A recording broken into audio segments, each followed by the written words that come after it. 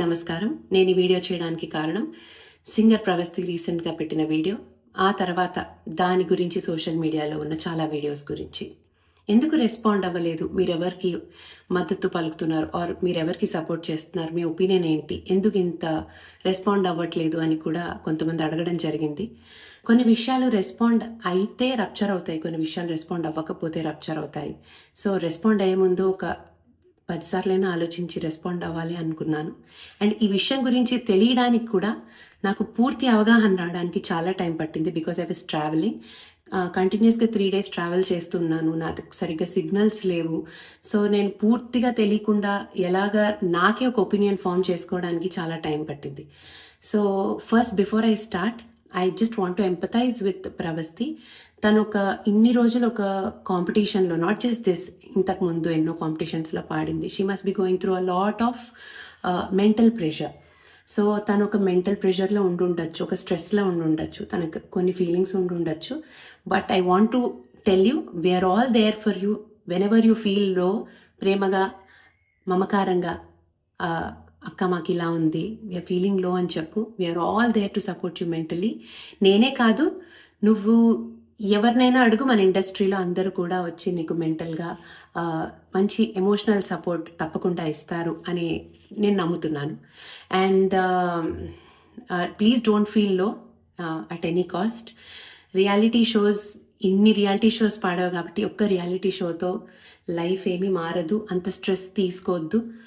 And because I know, అన్ని రోజులు ఒక రియాలిటీ షోలో పార్టిసిపేట్ చేసినప్పుడు చాలా ప్రెషర్ గోత్రూ అయ్యి ఉంటావు. సో సడన్గా ఎన్నో విషయాలకి మైండ్ చాలా ఎఫెక్ట్ అవుతుంది.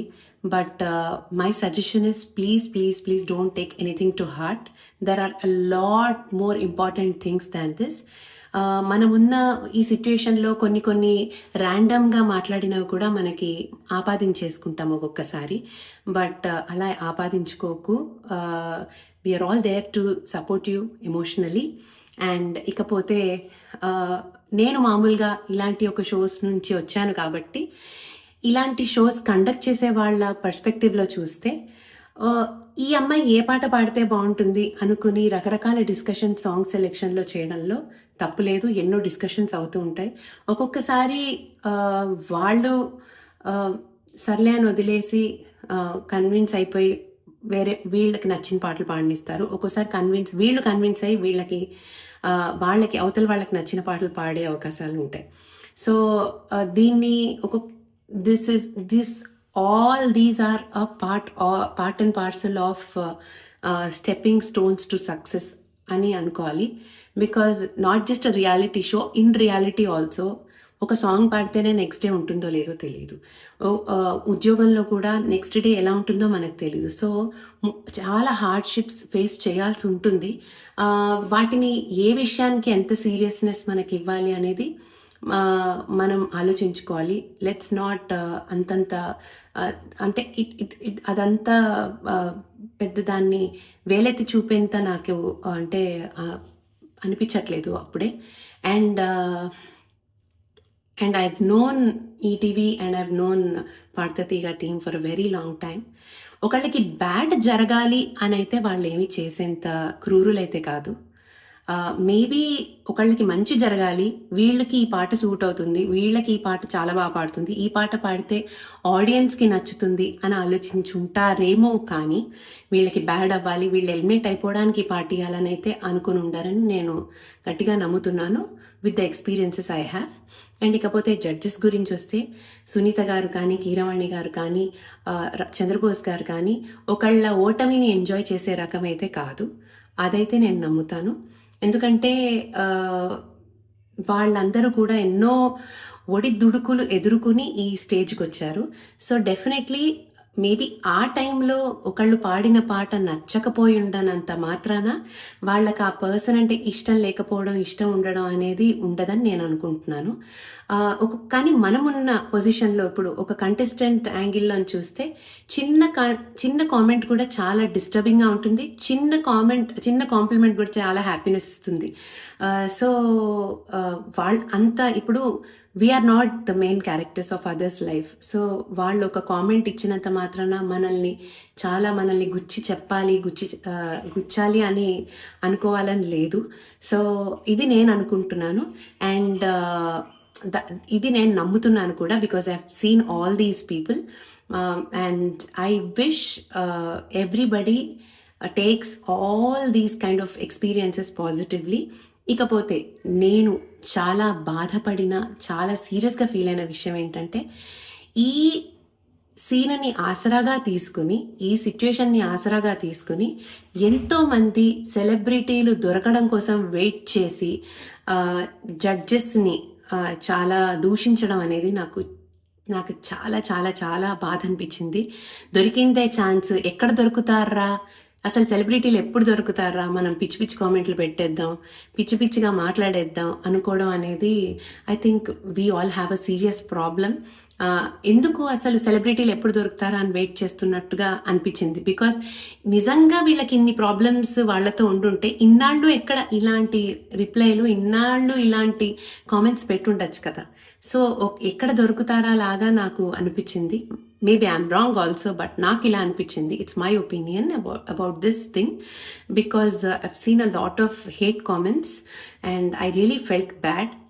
ప్రవస్తిని తిట్టినా నాకు బాధగానే ఉంది, సునీత గారిని, కీరవాణి సార్ని అండ్ అలాగే చంద్రబోస్ గారిని తిట్టినా బాధగా ఉంది. ఇకపోతే జ్ఞాపిక వాళ్ళని, ఈటీవీ వాళ్ళని తిట్టినా కూడా చాలా బాధగా ఉంది. బికాస్ ఎవరు సాడిస్ట్లు అయితే కాదు. సెలబ్రిటీలకి ఫీలింగ్స్ ఉండవు అనుకుంటారు, ఏదో ఒకటి మాట్లాడేస్తారు, కానీ చాలా ఎఫెక్ట్ అవుతారండి అందరూ.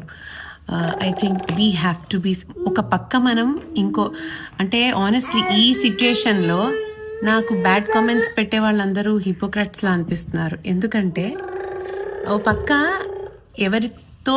ఎవరికో సెన్సిటివ్గా లేరని చెప్పి ఇన్సెన్సిటివ్గా ఉన్నారనే ఫీల్ అవుతూ అవతల వీళ్ళు ఒక ఇన్సెన్సిటివ్ కామెంట్ పాస్ చేస్తున్నారు చాలామంది. అక్కడ I'm really feeling very sad and bad. So I feel everyone has to be sensitive towards everyone. I think this is a kind of a reminder to everyone. మనం కొన్ని ర్యాండమ్గా మాట్లాడచ్చు, but అవతల వాళ్ళు they could be thinking మనం ఏదో poke చేస్తున్నాం అనుకుంటూ ఉండొచ్చు. కొన్ని మనం జనరలైజ్ చేసి మాట్లాడచ్చు, బట్ అవతల వాళ్ళని అంటున్నాం అనుకోవచ్చు. కొన్నిసార్లు మనం ఫీల్ అవ్వచ్చు, అవతల వాళ్ళు మనం ఓవర్ రియాక్ట్ అవుతున్నాం అనుకోవచ్చు.